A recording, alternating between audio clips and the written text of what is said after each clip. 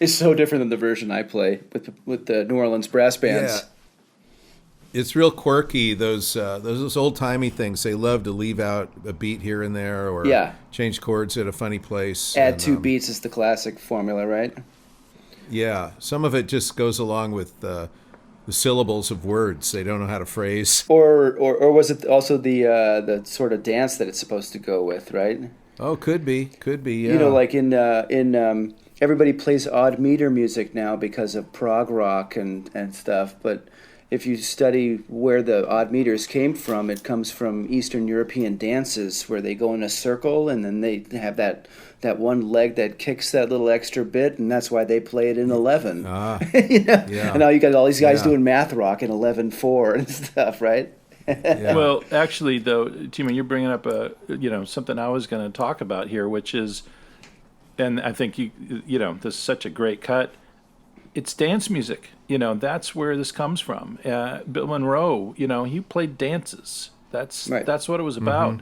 And old timey, I really, associate it with the square dancing and that when the old timey bands play, they kind of get into this round of a kind of groove as an ensemble, with the fiddles kind of leading that melody, and they just kind of play that round until the dance is over.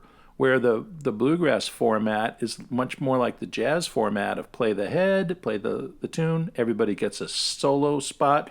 Yeah. And, I think, Todd, you can tell me, because you have a lot more experience than I do, but it's interesting that personalities that gravitate to these different forms. The people I know that play old time and I've, sat in, I'm kind of like chomping at the bit to, come on, let's do some solos and see what people are up to. Right. And, Well, old time music fans did not like this in the Pines Really? record, because we played the melody and then it's time to take a solo or do your own thing, pass it around. But you're right. The old time tradition is just play that melody over and over. And But you're over also and over aren't you again. trying to create a level of hysteria for the sort of the button-down Christian society that everybody's living in, and now you get to get rowdy and boy meets girl and get drunk and Yeah. dance around to crazy music that's designed to Yeah. make you go nuts, right? Yeah, and a lot of the old time stuff too. They didn't really have necessarily a rhythm section. No bass. Sometimes I went to the Shetland Islands where they have the fiddle festival, and there's no real chords. Whoever's playing the piano or the guitar gets to make up their own chord changes because the melody is the tune, and that's all there is. Right. And it's almost like it started out as a drone, and then you start adding chords. Bluegrass kind of defined it exactly because there's a rhythm section, but before that, they didn't really have to. And it's kind of interesting, like the Shetland Islands, there's tunes there you recognize. You go, like I think it was A Soldier's Joy, which is, real well-known fiddle tune here, but I heard like an ensemble playing it in the Shetland Islands, and they go, oh no, that's from the Shetland Islands. It's hundreds of years old, and it's called, your goat got out of your yard and ate my garbage, so I killed your mother, or something, whatever. It's some other name. Isn't there like 50 different songs on any given melody, so to speak, right? Kind of, yeah. But a lot of those, where they claim they came from their neighborhood and it's called this. Of course. And then you get it here and it's Soldier's Joy or something else. Tribalism, yeah, I get the tribalism going. Yeah. It's like Italian cooking, Yeah. You're doing it wrong. No, but in jazz, there's always a lot of the music that you think of it as this song, but this song based on that song. Or in Jamaican music, Yeah. Any given drum and bass rhythm or chord sequence, there's 50 hit songs on any one of those, and it could be Sure. titled after the first one or the best one or your favorite one or the latest one, right? I forget who I was reading an interview. I can't remember. I wish I could remember who it was, but they were describing fiddle tunes as kind of almost Bach-like, in that they're kind of perfect melodies, in meaning that over the generations, they've been slowly shaped and formed. So finally, when you get to what we're playing now, they were just talking about the beauty of these melodies and with the little quirky things that we're talking about, that they have, have been molded and shaped as from the hive mind, so to speak. Right. No, that makes sense. Plus, there's always little quirky things that each individual person does that the fiddle players have to negotiate when they first start playing together. But right, they are an evolved thing, just an organic deal that came up and keeps growing. And the reference to Bach is perfect because Bach is not chord changes music. I try to add the chord changes to a bunch of Bach stuff, and it's infuriating because you end up having to do a different chord change on every beat, and that doesn't make any sense. Yeah. And of course, it's just these lines. There's no vertical harmony. It's all just lines. And that's similar to what these reels are and stuff, right? Yeah, and just back to talking about Mr. Nygaard for a minute. He gets such an incredible tone. Again, the love, the bassiness that he pulls out of that sound, that kind of droning thing he's creating, and he plays with such a beautiful rhythmic feel that you want to get up and dance. Yeah. He has a right hand. He really squeezes. It's like he's milking the neck of the guitar a little bit more. Like some people are hammering it, but yeah, I don't know how to describe it, but a fluid, the notes ring just a little bit longer. Just his way of controlling it is a little bit unique. Yeah. Okay, cool. Well, now we get on to the aforementioned Bryan Sutton.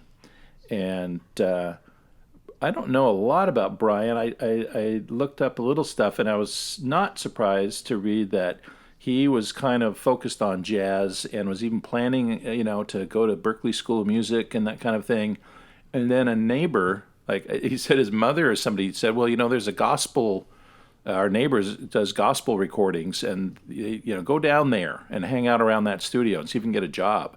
And he did, yeah. And then he started playing on sessions there and started making lots of money, at least for a young guitarist. And suddenly, Berklee started fading away, and he never left. And so I guess he grew up around the Nashville area. Well, he's from North Carolina, around. It's near Asheville, but it's not Asheville. It's Canton.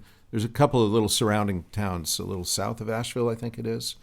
I first knew of him because he was in Ricky Skaggs' band when he was pretty young. Yeah, all the hot shots in that band, right?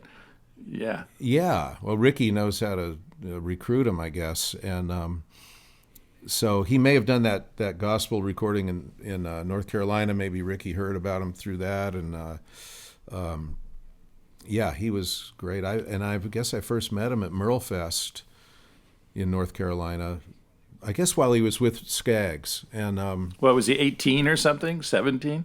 Probably, yeah, probably like that. Yeah, not 12 or something like Vassar Clements when he joined Bill Monroe. Wow. But yeah, those guys started young. Some of them, but he's He's so universal. He can play anything. He's super smart. And he's like a Zen master too. He golfs. He's into the Zen of everything, reserving energy for where it needs to go, and just smart and tasteful. I don't know what else to say.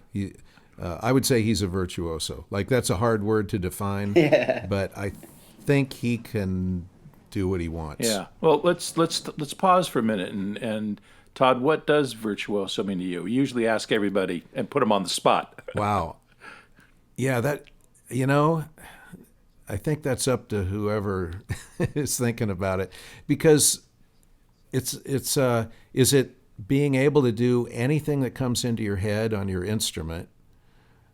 Is it academic acrobatics, or is it like Chuck Berry or B.B. King that express themselves fully with a few notes? I don't know. I don't really know. Sounds like you sound like us the way you're talking about it. That's great. Really? Yeah, totally. Well said. That's what we do. Yeah. It's tough. I know the music I like to listen to the most are unique characters with personality, And that could be like Django. It could be David Greer.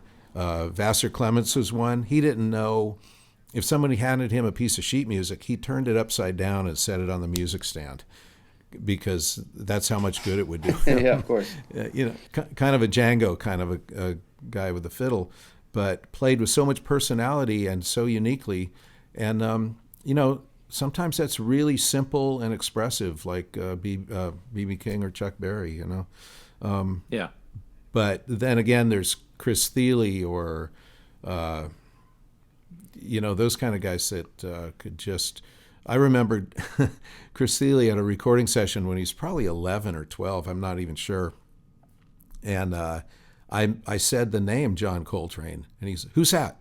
Like he'd never heard of him. And I know by 48 hours later, he'd probably transcribed like everything Coltrane did. It could quote it to you. So that's virtuosity for sure. Different times, different kinds of skills. Yeah. Well, one of the there's a video you can check out on YouTube with Bryan Sutton and Chris Thile doing a duo performance, and I didn't know a lot about Bryan Sutton, of course. I won't tell it now. I'll wait for their mandolin episode. But I opened for Chris Thile when he was 8 years old at McCabe's in Santa Monica, and that was a scary experience for me. But I knew seeing this little kid that he was something different, and he wasn't just a little typical bluegrass prodigy. That he, I think he's a robot. I don't think he's human. But he's amazing, and he played almost like he does now when he was 8 or 9 years old. It was mind-boggling, and I was like, "Holy Jesus!" Like every lick he did, I was like, "I've never seen someone do that lick. That was so cool. How did he come up with that?" And but the point I'm getting to is Bryan Sutton going toe to toe with Chris Thile, and they're at one point doing this kind of improv riffing thing, and Sutton is just bam right there with him, not missing a beat. And I was like, this guy's unbelievable. Yeah. And with the speed and the precision, but also like you said, creative, able to think so fast on his feet. Like wow, So we're going to listen to a cut from one of his original pieces, and if you go to the YouTube channel, there's a great video with Todd on bass playing this song, and it's called "Log Jam."